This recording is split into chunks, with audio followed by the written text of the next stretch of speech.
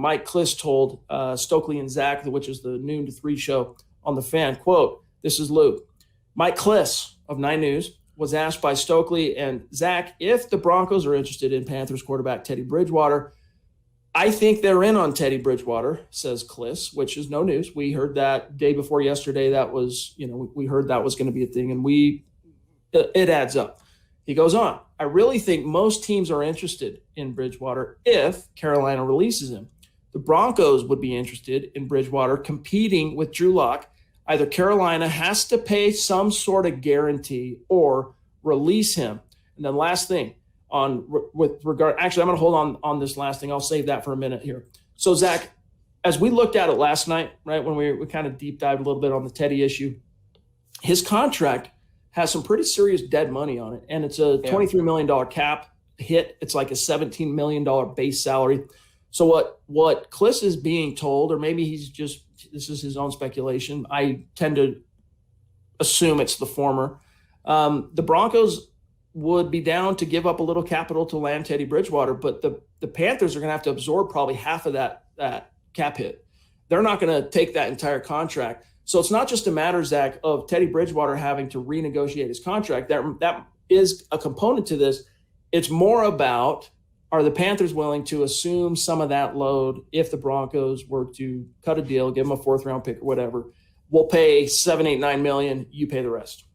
I still don't think it's a certainty that he's even off the Panthers roster. I mean, again, I mentioned this yesterday. Sam Darnold isn't exactly Rodgers or Mahomes where he's just this all-world quarterback and you can set it and forget it. There's a very real possibility Darnold either bombs, Darnold gets injured, Bridgewater could get that job back by default. I just don't see the point personally in giving up capital and taking on even $7-8 million for Bridgewater when you can do better in the draft. He's a non-starter to me in terms of a hedge, in terms of a mentor. He doesn't do much. So even at a reduced rate, I understand what Kliss is saying, but it's pretty much in the wait and see mode. Yes, he's under contract right now at a certain price. Yes, the Broncos would have interest, but it's all theoretical because he is too expensive. And for now, the Panthers are not budging from that contract.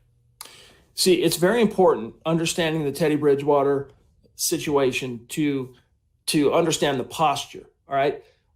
No one on this show, and I don't even think Kliss or the Broncos at all, are saying, hey, look, all the fans out there that are in the camp pining for some sort of a, quick fix quarterback upgrade over Drew, Teddy's going to be that guy for us. No one, that's not what this is. If Teddy Bridgewater is acquired and lands in Denver, he comes in more so as the number 2 to push Drew, provide a little competitive anxiety, try and bring out the best in Drew and himself, and then serve as that, oh crap, true fail-safe in the event that Locke either A, fails to launch in his last swing at the plate, or gets hurt. And getting hurt is a very real possibility. So is him failing to launch. But let's not forget, as much as I'm a Drew fan in terms of I still think that potential is there, he's missed time with an injury in each of his 2 NFL seasons. So you got to hedge against that. And look, we can talk about the virtues of Brett Rippon all day long, but Jeff Driscoll, he's your most experienced quarterback from a year's perspective. Drew has way more starts now than Jeff Driscoll does in the NFL, but from,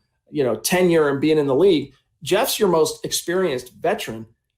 No, you do need a hedge regardless of what you do. Like if let's say you don't, you completely ignore the quarterback, Zach, in the draft, you need to bring in a veteran that's competent. So at that point, the question just simply becomes, at what cost? At what value?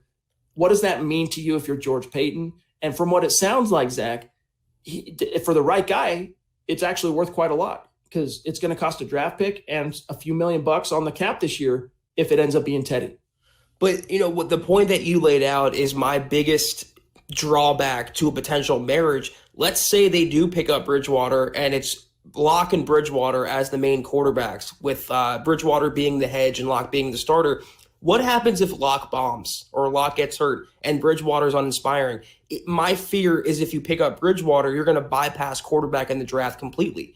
And I'm okay bypassing it in round 1, but I think they should come away with some sort of quarterback in this draft. Maybe 2nd round, 3rd round, 5th round, 7th round, I don't care. But you want to have a younger guy always developing in the system. You want to always have more irons in the fire, so to speak, Chad. And they wouldn't have that with Bridgewater. Who would you be left with? Locke, who's in the make or break year, Bridgewater, who I think is a career backup, and you'd have Brett Rippon, who's a career backup. So I'd rather save the millions of bucks, get a cost-controlled guy, maybe in the second round, maybe in the third round, Davis Mills, Kellen Mond. They're higher upside. The Broncos would be able to handpick that quarterback after scouting him rather than settling on Bridgewater just because he's available and just because he knows George Payton.